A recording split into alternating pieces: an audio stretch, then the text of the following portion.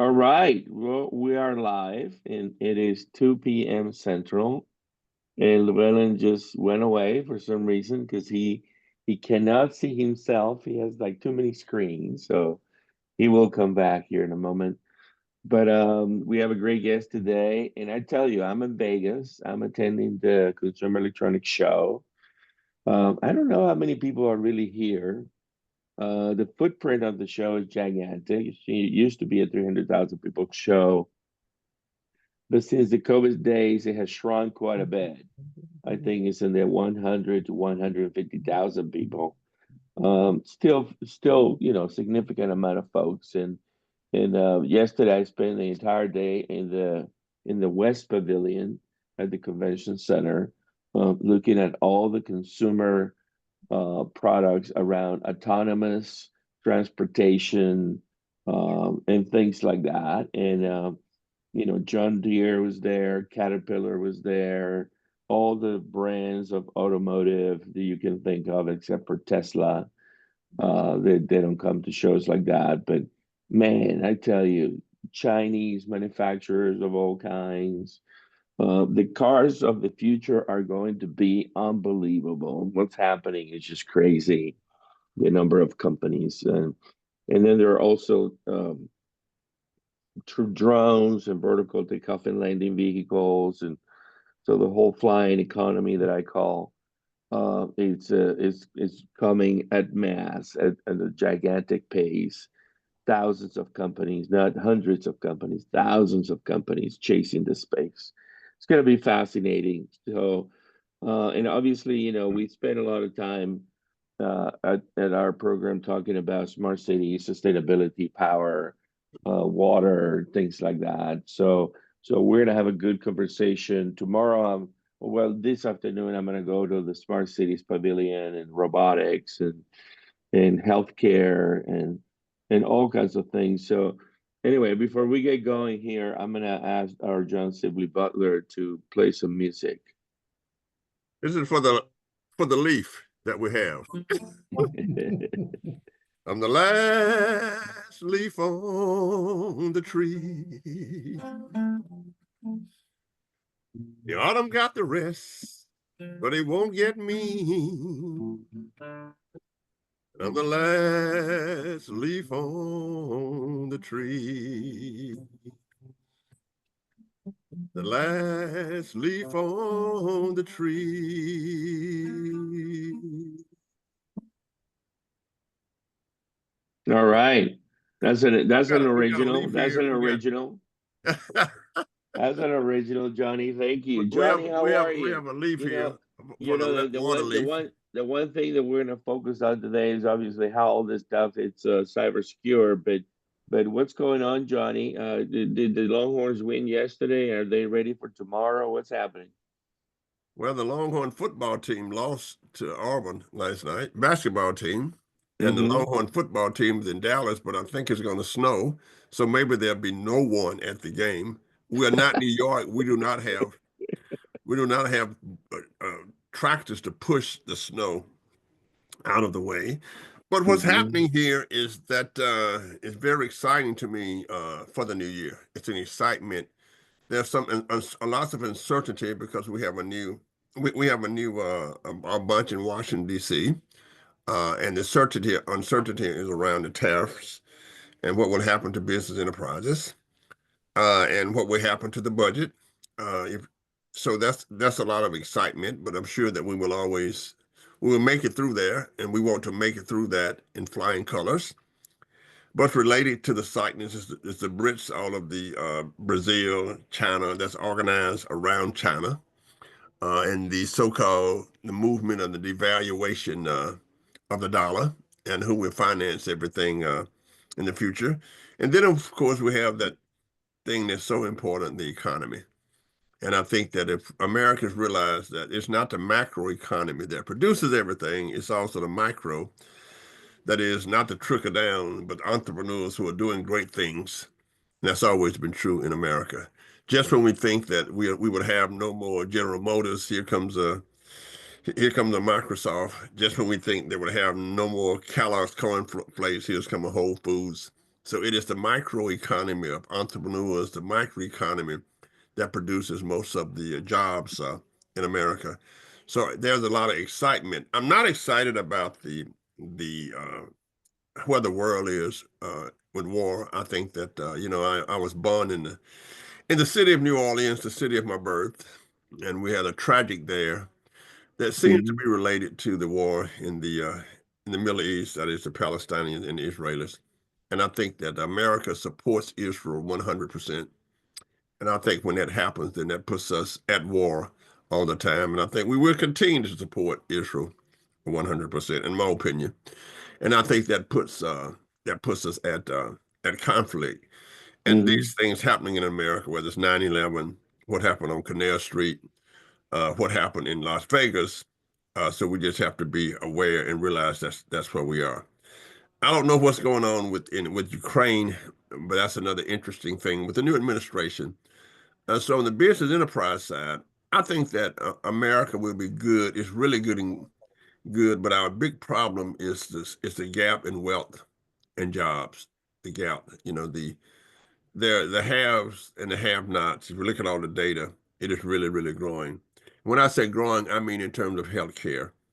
And of course, it's going back to when I was in school. I mean, when I went to college, if your parents didn't have the money, you did not go. We did not have scholarships unless you were ROTC or you were sports scholarships, right? So I see a lot of information on people not going to college. Well, we don't want to try ignorance in America. That's always a bad thing. I think college is always a good thing, but it's a place where you meet people. You don't necessarily have to learn a lot. You go to trade school to learn a lot, but it's a place where you meet people, and of course, and you can come out with business enterprises. So America is what it is. It's going to be a great country for the next 300 years or 400 years.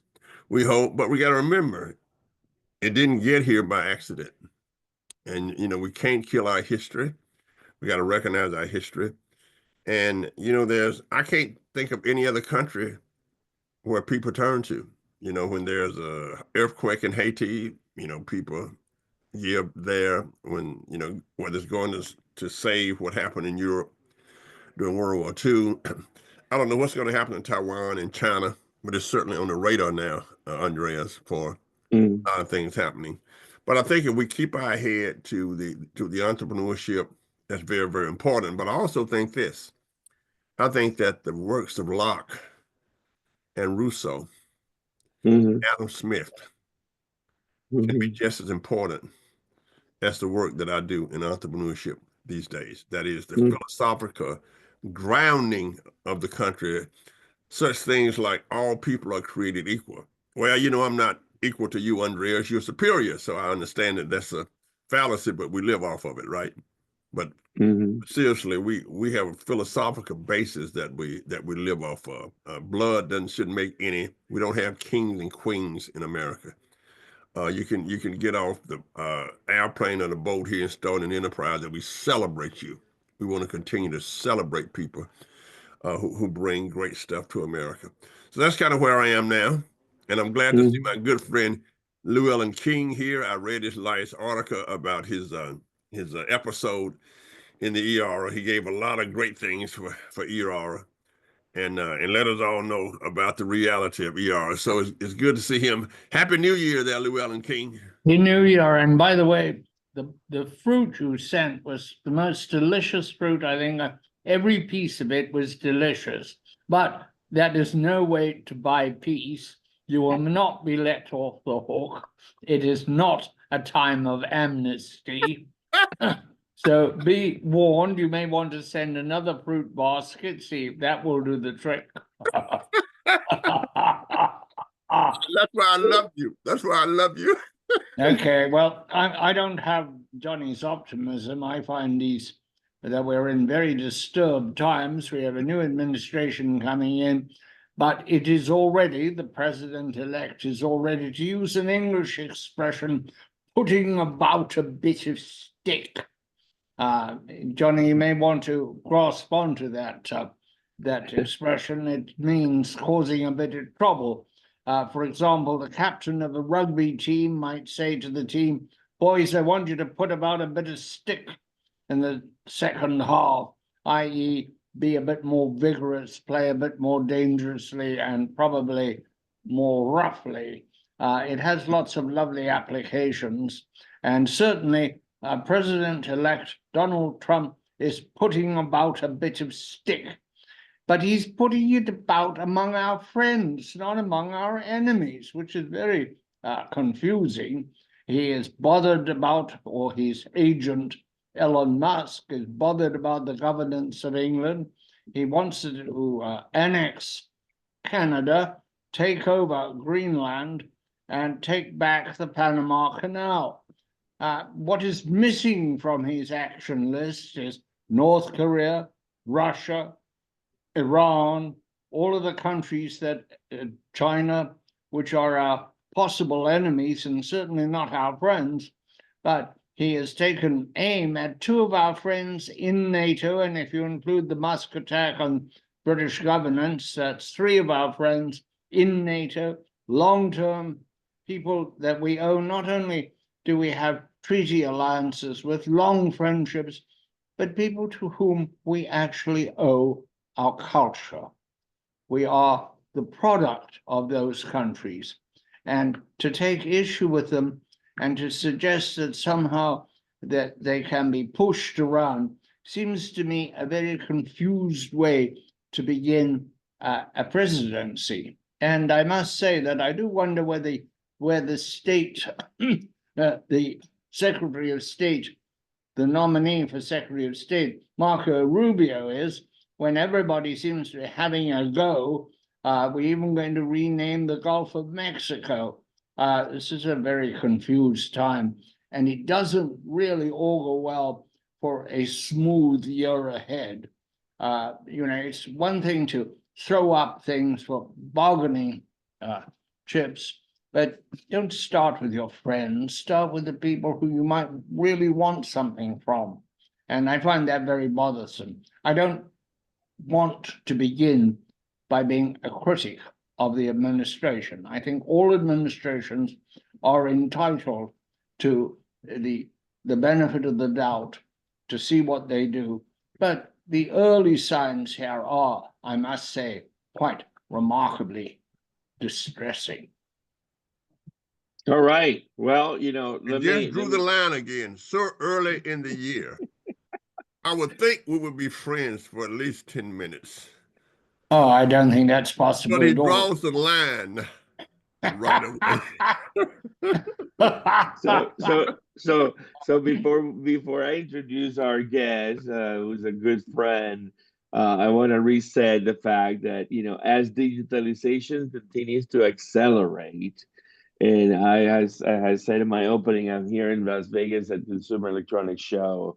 It is really fascinating to see some of the growing challenges of what's supposed to happen in 2025 on cybersecurity, which is really the ultimate frontier, not just for commerce and prosperity, but also for war.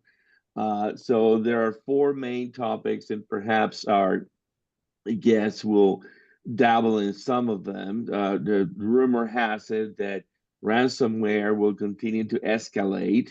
The identity theft will evolve to new levels of challenge because of AI. The critical infrastructure is at a crosshairs because of how components are made, and the China semiconductor router, network influence on controlling the world, and how do we go about that? And then ultimately the notion that AI powered scams will soar to epic proportions, impeding commerce, creating fraud at the enterprise and at the consumer level like we have never seen before. So with that said, I want to introduce our esteemed guest, Adam Sewall, who is the founder and CEO of Waterleaf International Cyberleaf. And he's going to be with us for the remaining of the hour. And in Cyberleaf and everything that Adam has been working on is all around cybersecurity. And he has an incredible experience working on all levels of cybersecurity challenges, So we're happy to have him. He's, has a long career with many companies, from T3 Communications to Fast Mobile to, Spectrum Wireless and many others. And so, Adam, welcome to the program. Well, thank you, and Johnny, thank you for the serenade. It's not often that mid-afternoon I get the sweet nothing sung to me, so I appreciate that, as well as the reference to John Locke. I wasn't quite expecting to hear about a 17th century philosopher this afternoon, but thank you. It's interesting you mentioned several things, both Llewellyn and John, as we chat, and they are intertwined to the four subject areas that, Andre, you bring up. The first is the concern, maybe some optimism, and I share the concerns on where we are geopolitically. And if you take a look at what's occurred, not only just recently with the US Treasury attack, critical infrastructure attacks, the development of AI, the ability for ransomware to escalate, but the fact that cyber attacks give adversaries plausible deniability. And if you look back on the disruption that we see, the disillusion, the apathy in the United States, it goes back to a philosophy that's been espoused, deployed, and been candidly operationally successful from Russia and by others. And this goes back over 50 years, but it was extended. I'm going to do a little bit of recent history through the experience with some brilliant political scientists out of Russia who utilized the Cambridge Analytica exploits several years ago in order to understand how we respond and where the factors of influence are. This affected everything from Brexit to this past several elections to the one now, into the change, Llewellyn, that you were commenting about, right? Where instead of recognizing our allies and the common interest we have and the common good, candidly, is, we believe, our ideology for the planet, instead we see alignment and dispersion and disruption with disinformation, misinformation that accelerates, primarily created by Russia, China, and then attacks by Iran, North Korea, and others. So this is part and parcel to where, somewhat in jest, we talked earlier, but is a very real challenge. And as we go forward to your observation at CES, Andre, on automation, autonomous vehicles, autonomous drones, well, all of those are susceptible on multiple levels to disruption, and we are being tested right now, actively, not in the past, but this second, across massive components of critical infrastructure, not just in the United States, North America, but on a global basis. And we see, we observe, we protect, we research, and we're deeply involved in these areas. So glad to accelerate the discussion. I'd love to be an optimist, and I'm an optimist on human nature. However, I believe that we are being actively disrupted with very conscious and focused attacks, and we do not have, unfortunately, the intellectual level of knowledge, leadership, and capability at the helm to steer us clear at multiple levels. So that's my point of view. Yeah, before I turn you loose, Adam, tell me real quick your thoughts. And this is, could be highly opinion because it's hard to quantify what's happening. But quantum computing is emerging. AI is in front of us. How much of this is going to be a challenge in the wrong hands? So let's break it down to a couple of pieces. So I do have a background in quantum electrodynamics and in quantum computing. The postdoc work I've done, there's been a lot said about it. It will absolutely revolutionize and change our ability to do all types of things. On the positive side, everything from genetic research, cosmology, astronomy, and phenomenal advances in science and physics and medicine. On the other hand, it is going to be disruptive to the components of encryption and cryptography. And that's the big concern. Though, and as you mentioned, the ability to manipulate what we see and what we perceive since so much of it is digital. But right, Mhm. what we're seeing is absolutely changing as well. So I would bifurcate those two. Certainly on the horizon, we do have an ability to compromise encryption, which means everything from the communications we're doing now to banking to security can and will be disrupted. So how do we defend? In the meantime, though, we are going to get additional amounts of disinformation and misinformation, and it should be concerning to us on this call and to anybody who's listening to our podcast or our streaming. You know, for example, that Meta, which has billions of users, has now gone away from the critical review of analysis and data to say what is real and what is not, right? So instead, you just end up with these echo chambers and forums that will repeat opinion instead of working off of fact. And as an engineer and a scientist, you know, I go off of data points. And science says it's true until it's disproven, but we have theorems that can be peer reviewed. That is not the same as what we see in social media. So to your original question, the AI world can be manipulated and will be. The quantum world will threaten us, but we can prevent ourselves from being subjected to those threats as long as we are open and candid to what we need to do. And we do put in place post-quantum, you know, decryption, encryption capabilities in our current environments now. Well, Adam, Johnny? Yeah, Adam, I understand that. I was introduced to your field by a great friend of mine and colleague by the name of Ted Rappaport. I don't know if you know Ted. I think he's at NYU. He started at the University of Texas Yeah. at Austin as an assistant professor. And in his laboratory, we talked a lot about, he was an IC Square fellow when I was director of the IC Square Institute at the University of Texas at Austin. But he talked about millimeter wave communications in wireless.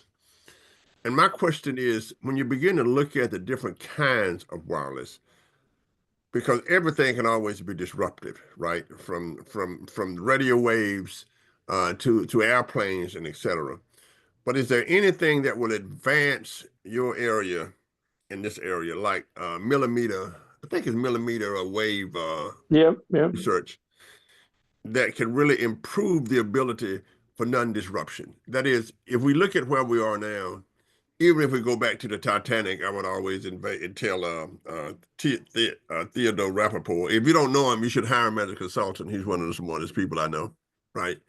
That even we had wireless during the Titanic, right? So is there anything that, in terms of the movement of time and space, like millimeter wave wireless, that can improve what we're doing?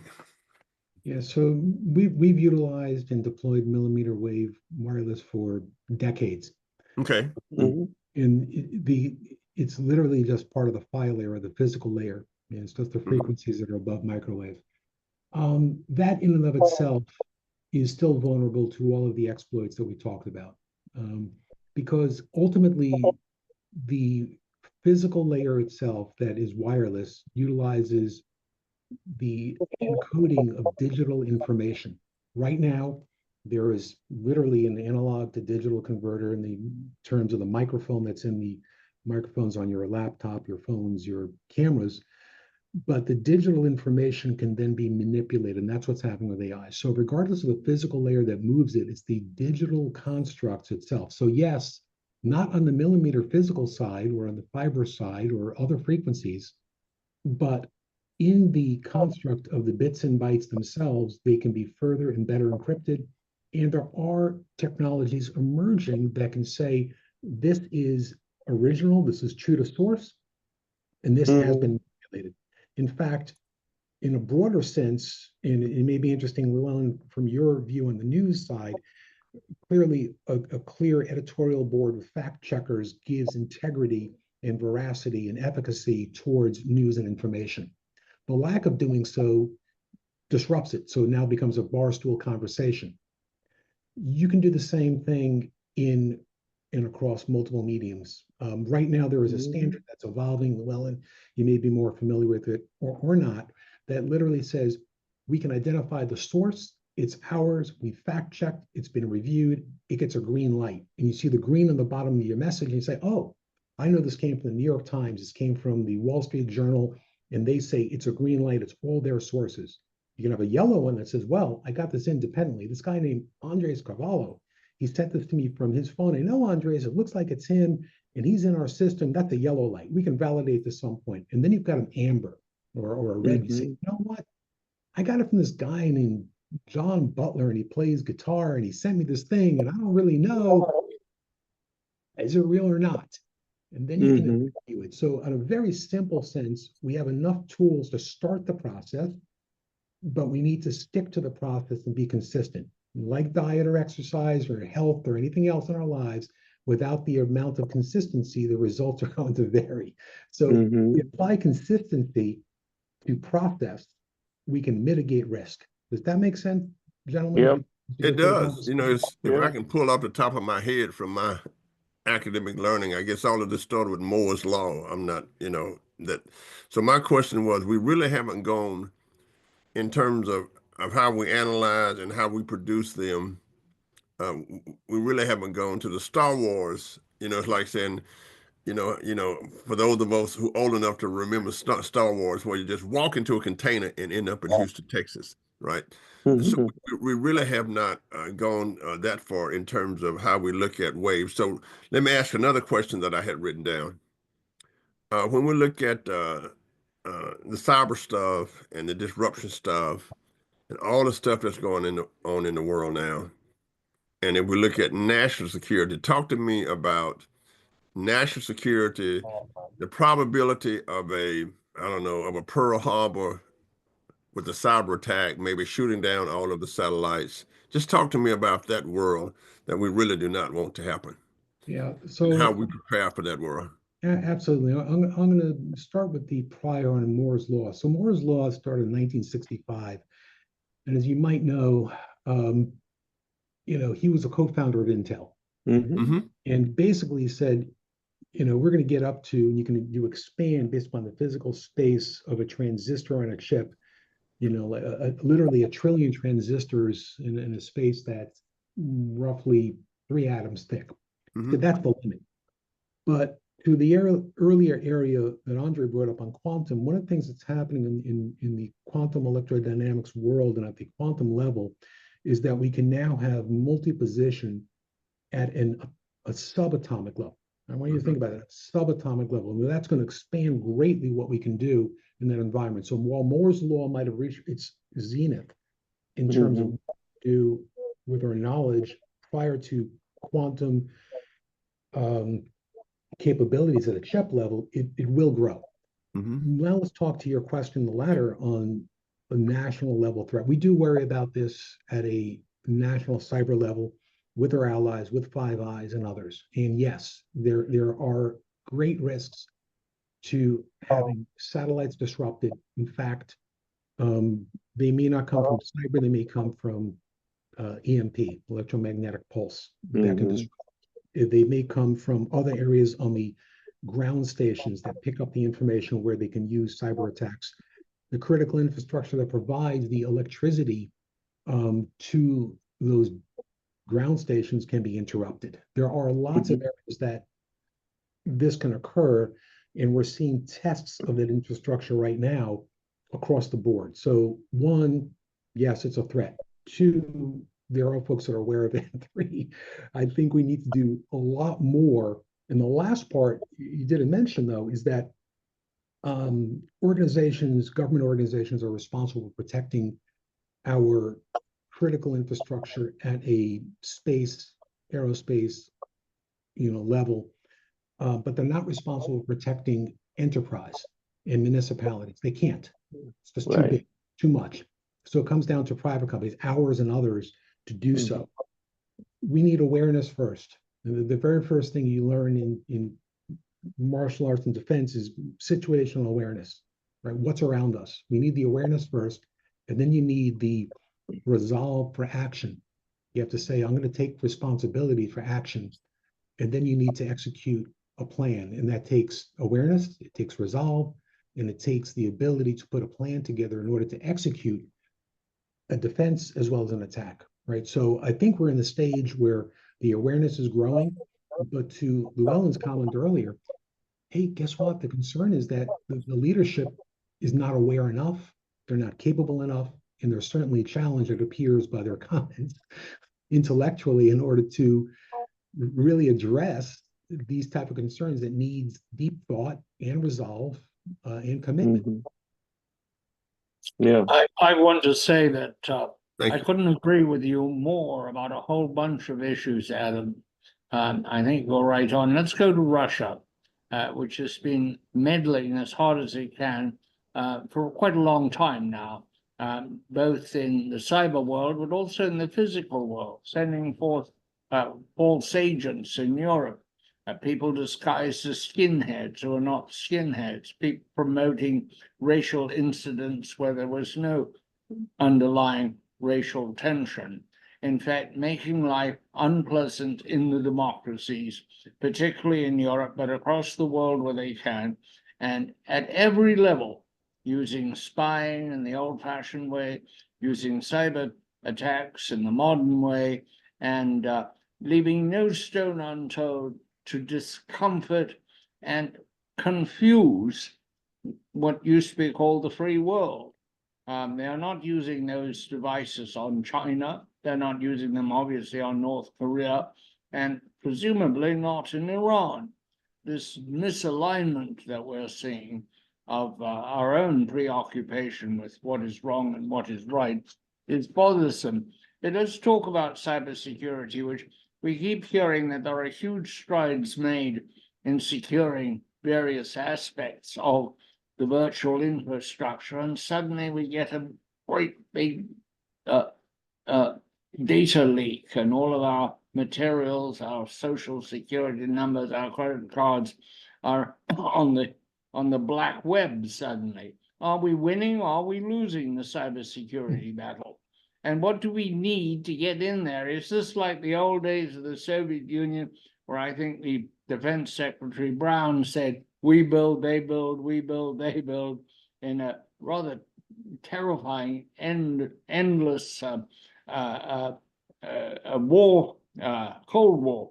Are we in an endless cyber war where they build, they attack, we build, they build, we defend, they attack?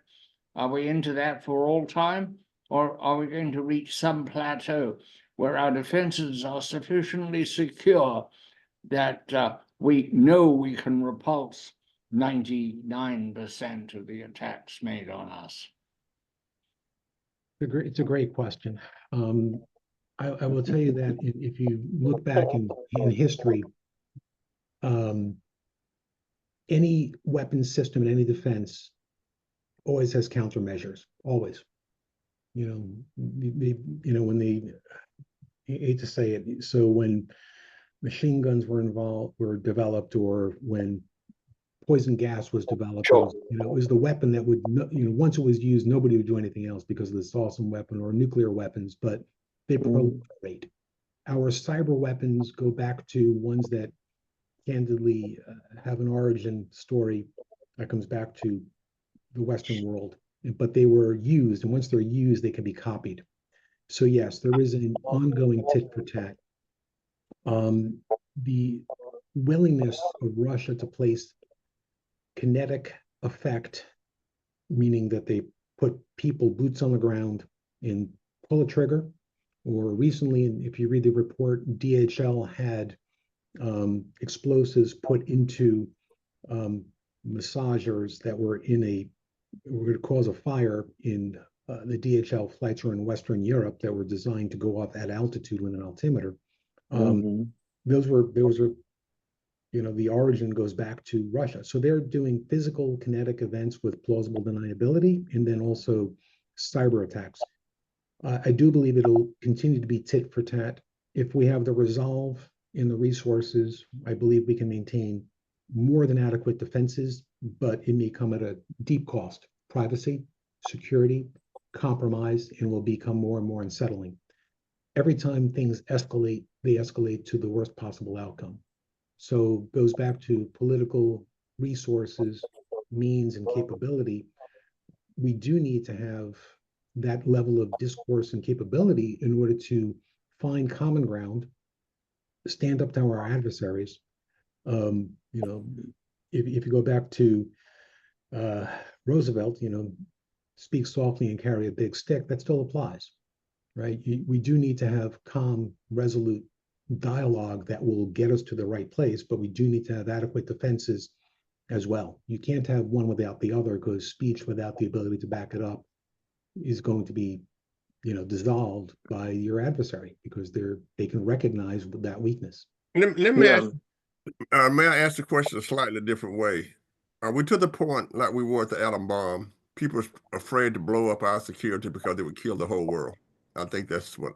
More so if we had a massive cyber attack that took out our power grids or water infrastructure or other transportation, the same thing would happen back, right? Does somebody, go in there and start to launch missiles? So I think there is a detente. There is a, listen, we had MAD, mutually assured destruction, that exists on the cyber front. But it doesn't mean that we can't and don't, the things launching back and forth. In the meantime, it's not coincidental that you saw U.S. Treasury breaches. It's not coincidental that you saw, senior members of the administration with breaches based upon the reactions to the tariff announcements that Trump made, based upon the announcements that Biden made about, both the CHIP Act and defending Taiwan. So these are that responses to say, we hear you, we see it, be aware, we're not going to take this line down. It's a shot across the bow. Yeah, I was going to ask you something, Adam, just as maybe it could be used as an example of how things are. The enterprise world seems to be on its own, and Zuckerberg has said many times in testimony that the kind of surveillance and security and trying to maintain sort of fairness in his network empire is really daunting, that the federal government doesn't even know how to help.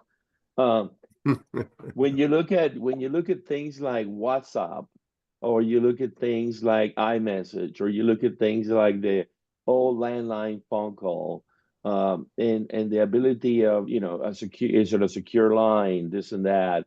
I seem to think of something that is kind of unique, and maybe you can comment on why is it so unique. There's a network application called Telegram.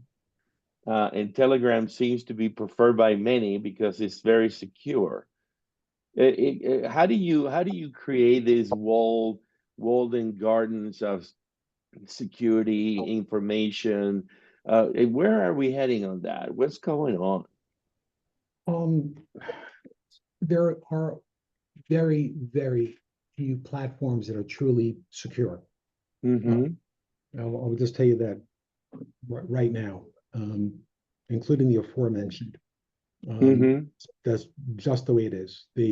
As rapidly as they develop, they get cracked and hacked.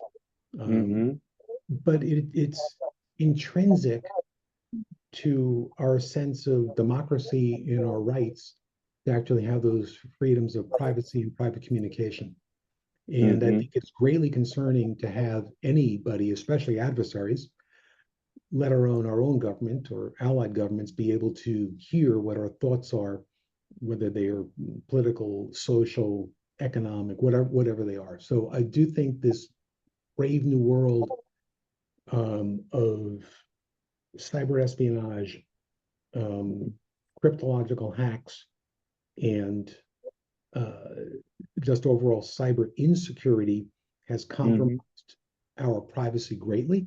And Andres, I do not believe that we will have absolutely secure communications outside of being in a government environment, outside of being in a SCIF, right? On that type of environment. But well, Adam, this is, of course, it's the number one thing that everybody worries about in their everyday life. That is, once we've gone to the cloud, nobody has a cloud sitting in their house anymore, or just a storage in their house. And so when I think about this, and I think about what you guys do, when it comes to national defense or just defense of the American Republic and the ability to do business, it's just outstanding. So what I'm asking is, I guess it's kind of like a sign that says, beware of rocks falling, right? when the rocks fall, they're going to fall, right? So my question is, your team, do they spend most of their time looking for breaches, preventing breaches, answering questions about breaching, or somebody saying there has been a breach? What do you spend most of your time doing? What do you worry about at night mostly? So our team, we provide defense in depth, and that starts at the endpoint. And first, just to clarify, the cloud are servers, are computers. They are actual physical devices that are hosted in the data center. They are vulnerable. Now, we protect those. We protect the Kubernetes and the Dockers and the virtual machines in all of those. So we do a very thorough level of defense in depth, including mitigating threats, what are known as advanced persistent threats, ones that do come from Russia, China, Iran, North Korea, and others. So the time is spent on the research and development of more advanced AI and ML that we use. The time is spent on fine-tuning our tools to mitigate those threats actively. And then occasionally, very occasionally, when somebody attempts a breach and we stop it, then our security operations center is working with them to say, this is what we've seen, this is how it's been stopped, these are the steps you need to take to further shore up your defenses and mitigate it. We do have incident response teams that we will have people who are not our customers say, oh, I have an event. And those do come up. As you say, it comes up in healthcare, it comes up in government, in an enterprise. Sure, John, we will see those as they come in. So let's bifurcate. On the day-to-day basis, we are working on just tuning and actively making changes to our system, which is multi-layered and is defense in depth. On the other side of it, we are helping folks who are not our customers, who, when they do have a breach, to actively be involved with both the incident response, recovery, as well as digital forensic incident response as well. Okay. Get closer, Llewellyn. Get closer. Get closer. I'd like to ask you, to what extent are we vulnerable to sleepers, to things that have been laid down either through backdoors, and backdoors are a very large concern in the AI world, through backdoors or through defective or deliberately compromised equipment, particularly in the bulk electric world, and that these vulnerabilities can be activated remotely by a hostile power. We saw this at work with cell phones in the Middle East when the Israelis activated things in people's cell phones. To what extent do you think we have an enemy within that we don't really understand? So a couple of things. Let's break it apart into the critical infrastructure world, which is designed and runs a bit differently from most of what we're talking about. Critical infrastructure world works off of things known as PLCs, programmable logic controllers, and the interfaces that manage these. There are capabilities that are embedded sometimes in those that somebody can pull the trigger, and well, and you're correct, and then bring down grids and network. Famously, many years ago, there was the Stuxnet attack on the Iran centrifuges, which were based upon an exploit that went into the PLCs, the Siemens PLCs, as the controllers they're sitting there. There are also what you talk about, a backdoor sleeper, what we refer to them as living off the land and living off the land binaries. And those are components that are sitting often in, not as a file, but sitting in memory, or sitting underneath the actual OS level in the processor that could be activated and could take down other components. So yes, we're concerned, but we do have ways to look for them. We do have ways to work both in the critical infrastructure environment and in the cloud environment, and looking very deeply at these. But it takes sophistication to do that. Candidly, we're not prioritizing, in my opinion, and I'm biased because that's our business, we're not prioritizing this enough to put the resources in place to spend the money to mitigate and to make it safer. Most of the exploits, nobody asked about this, but most of the exploits that occur are not these super sophisticated ones. And yes, the Volt Typhoon, Stall Typhoon, the others were using living off the land components, but they're taking advantage of just open doors. People left the car door open, they left the front door open, or they had a simple phishing exploit with no other protections, and then they ran roughshod and exploited and took advantage of it. So there are still basic things that can be done. We can make it harder for the adversaries to get inside. But yes, we're concerned on the other. Let me follow. You're muted, Llewellyn. You're muted. Hold on, Llewellyn has a follow-up. I'm You're sorry, muted. I said that's very interesting. And then other matter which you might mention, which comes constantly, but which we seem to have no answers for, is what would happen if we had enormous explosion in space or some other electromagnetic detonation, including a sunspot, that could essentially fry, the way the Carrington effect did in the 19th century, most of our electronics. Do you look at that? Do you worry about it? Or is it a conversation piece among technologists? I think worry is too strong a word. My background is as an engineer, an RF engineer, and we do work with what's known as high frequency communication, and which is affected by sunspots, by solar eruptions, coronal mass ejections, and that will take down high frequency communications. A large enough one will affect, and you're correct, the actual components inside the transformers, inside others. We can't do much. You can shield those, but it's very expensive to do so. And there are elements that are shielded, by the way. There are pieces that are shielded, and you can design it that way. It's just expensive to do so. I mean, is the juice worth the squeeze? We can, as an engineer, I can design the components and I can create the housings, and it'll mitigate it. An EMP, electromagnetic pulse, and you remember, years ago, the neutron bomb, was basically a massive EMP. Also did some other frequencies in there. Sure, but that is a kinetic event. If somebody does that, that is a launch. That is an attack. You are now going to very dangerous territory and, a very frightening environment. So concern, sure, but as a pragmatist, I can only respond to things that I can effectively make a difference, a change. If somebody said, hey, I'd like you to harden this environment, absolutely, we know how to do that. Sure, yeah. Done it for decades. It's been done for longer than I've been alive. We can do it. People don't want to spend the money on it because candidly, you just don't need to. Adam, the truth of the matter is that the office is now mobile, the Internet of Things. And I can remember that when our IT department controlled all the computers at the university, right? Make sure that we didn't take them anywhere.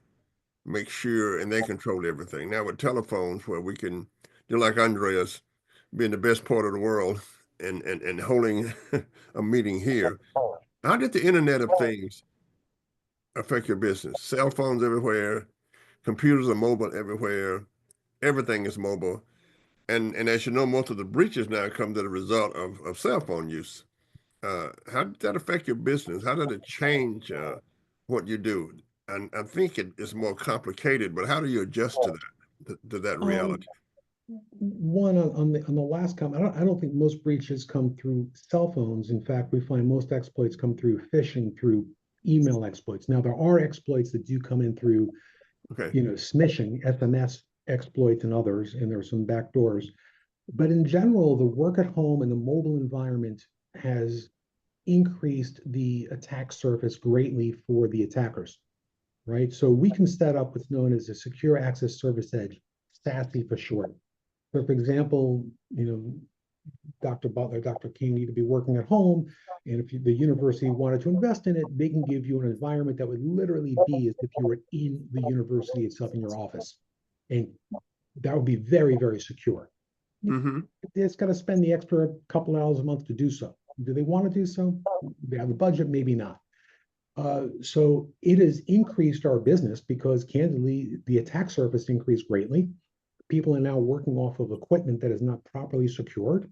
They're working off of cloud environments that aren't properly secured, and they're not using processes, procedures, compliance that would mitigate those threats. So again, to what I said earlier, it became relatively easy for the attacker to go out there and, to Andre's earlier point, hey, with AI, I can sit back here and I can scan almost everything available with tools that are free, find the vulnerable points, and then run my exploits into those vulnerable points. Mm-hmm. I can do it in seconds and in minutes with almost no labor at all. So it's become easier and easier for attackers to find those vulnerable areas. Mm-hmm. Mm-hmm. Very interesting. Yeah, because So I was gonna chime in and say, and I'm looking at the time here. I'm trying to get some practical things. Cybersecurity and how you go about it. From my days of running Austin Energy, the $4 billion transformation there from multiple data centers and hundreds of thousands of things being controlled real time and then, most recently running my own cybersecurity, smart, intelligent, ecosystem of things for our company, CMG and stuff. And the whole notion of, it seems like, the notion of having an open door or an open gateway or an open path all the time is gone away, and you can only open and be safe for a period of time through multiple levels of security, right? So multiple levels of authentication. So every time I'm curious of what kind of simple new behaviors, Adam, you're recommending for enterprises or for individuals around using, your cell phone to authenticate, multiple times on a transaction and an access to your account, or is it using duo, or is it the authenticator from Microsoft, or it seems like the world's heading that way. You can never trust anything, and you need multiple levels of authentication for everything you're going to be doing going forward. Yeah. So the first thing I would say is adopt a zero trust policy, which Mm-hmm. is trust no one, until it's verified. Very Mm-hmm. simple. Nothing is open access. Everything is locked down unless Mm-hmm. you can validate and verify who they are, what they are, where they are. Tools to do that off the Microsoft Authenticator, they're very good. Even better is to use an actual key, a YubiKey. Google Mm-hmm. has as well. The authentication keys are that extra step in multi-factor authentication. Mm-hmm. It's going to make it really, really hard for an adversary to get through. And the last part, Mm-hmm. are a business, utilize a company that can monitor your network and your endpoints and your cloud simultaneously, and also has zero trust built into that architecture. So it knows, hey, Andre is traveling. This is him. He is Vegas. Yeah, that makes sense because of the following. But if it wasn't, it would lock you down and say, oh, wait a second, this is, travel that is not normal. We can Mm-hmm. see that, right? So having that capability is right here, right now. But like I said before, people aren't doing it. I mean, for Mm-hmm. $7 a month or whatever, it's a tiny cost for the YubiKey, or it's even less than $3 or something. You can secure it and save yourself all kinds of aggravation. And then Mm-hmm. for a nominal cost for an enterprise, they can secure their employees, their executives, their people around the world. So this Mm-hmm. has to become a priority now, just because it's become so endemic and so Mm-hmm. disruptive. Candidly, it's existential. We know companies that were put out of business because of breaches. They're just, Yeah. yeah, it just happens. So simple things, they can be done now. They're not expensive. Yeah, but you just have to have the conviction to do so. Yeah. Johnny, any final thoughts? I think that what we've listened to today is very interesting. I think it is the most needed enterprise in the world for business, everyday transactions.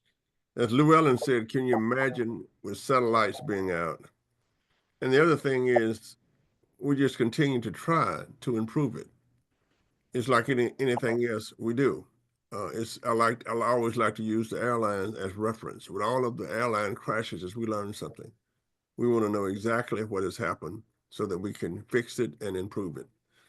I think that is this kind of business that is so central to everything that we do, from the driving of our cars and all of the geosystems and everything that we do, including, of course, our monthly bills.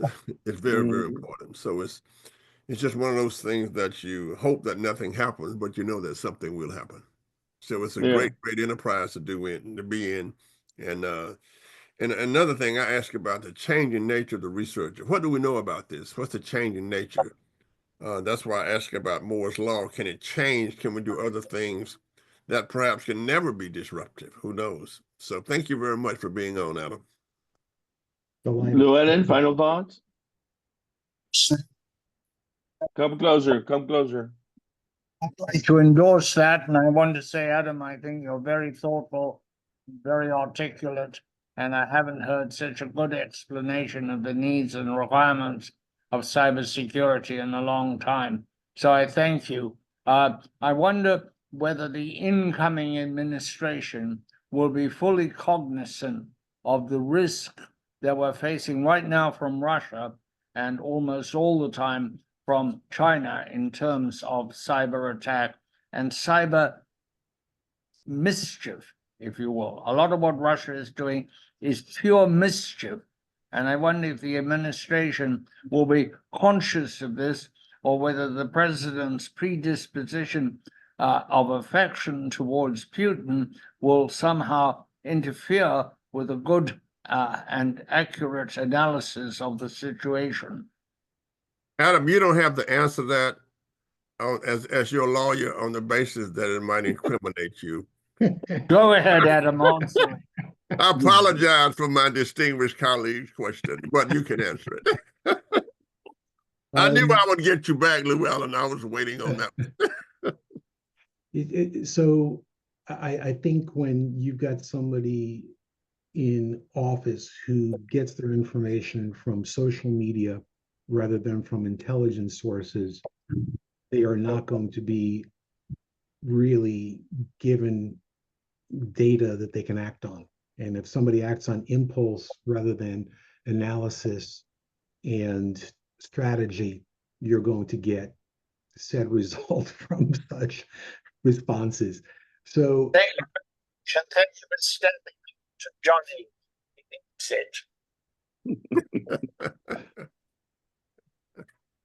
So Adam, real quick, what's in front of you the next 6 months? What events or what activities or any projects or anything that you can share that won't compromise any customer of yours? So we are in the midst of an enormous growth curve right now on both sides of the business, our network side and our cybersecurity side.